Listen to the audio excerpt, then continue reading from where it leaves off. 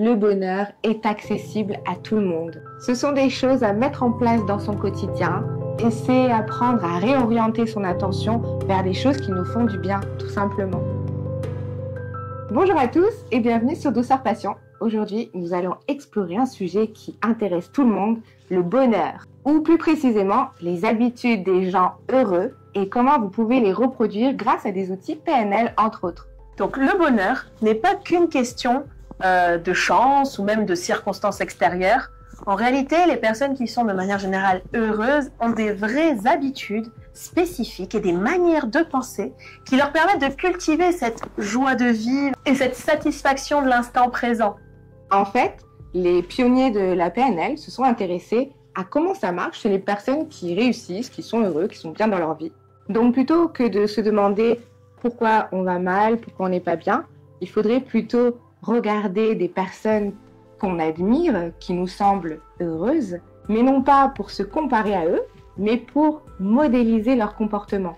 C'est-à-dire comprendre comment ils font pour être heureux, pour pouvoir l'appliquer nous aussi dans notre vie. Nous allons maintenant vous présenter quelques outils PNL qui vont vous aider à transformer votre vie quotidienne et adopter un mode de vie plus épanoui. Pratiquer la gratitude quotidienne, c'est-à-dire apprendre à apprécier ce que l'on a plutôt que de se concentrer sur ce qui nous manque.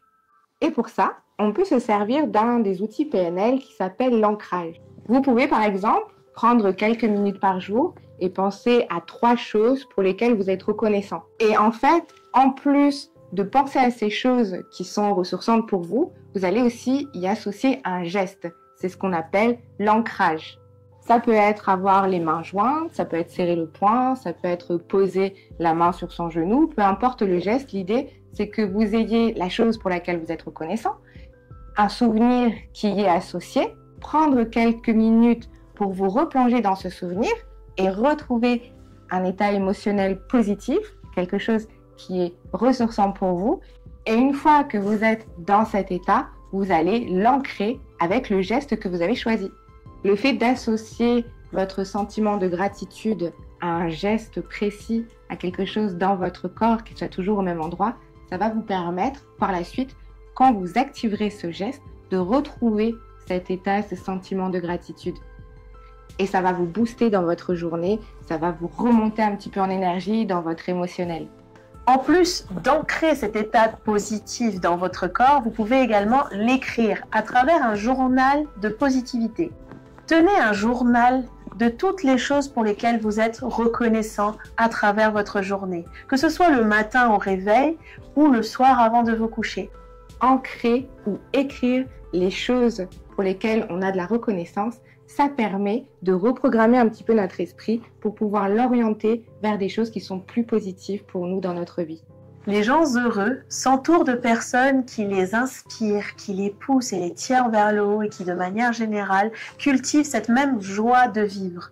En PNL, on utilise ce qu'on appelle la synchronisation et le rapport. En fait, grossièrement, c'est le fait de calquer un petit peu les comportements de l'autre dans sa gestuelle, dans son langage et dans son attitude globale. L'idée, ce n'est pas de singer l'autre, mais de prêter un petit peu plus attention à son langage verbal et non verbal et de s'adapter un petit peu plus à lui. Ça va développer votre écoute active, laisser plus de place à l'autre dans votre communication et du coup permettre une connexion plus profonde et plus authentique avec les personnes autour de vous. Ça peut paraître simple, mais réaliser des actes de gentillesse, ces petits gestes du quotidien envers vos proches peuvent renforcer ces liens et créer plus de joie dans votre vie. Donc en gros, faire de la place à l'autre, faire plus attention à l'autre, être plus dans une forme d'écoute, de générosité, permet de nourrir notre bonheur. Les personnes qui cultivent la joie ont souvent un projet ou alors un objectif qui fait sens pour eux. L'idée derrière la création ou l'aspiration à des objectifs ou même des sujets qui fait sens pour eux fait que l'on va mettre tout en œuvre, tout notre cœur et notre passion dans cet objectif. Certains outils PNL permettent déjà de définir ce qu'est un objectif pour soi. En PNL, on apprend déjà ce que c'est que de fixer un objectif, de savoir dans quelle direction aller dans un premier temps pour être aligné avec nos aspirations et nos valeurs. Parce que c'est pas le tout de se fixer des objectifs, il faut aussi que ça nous plaise, que ce soit aligné avec qui on est, notre personnalité, nos capacités, et que ce soit réaliste et réalisable dans notre vie.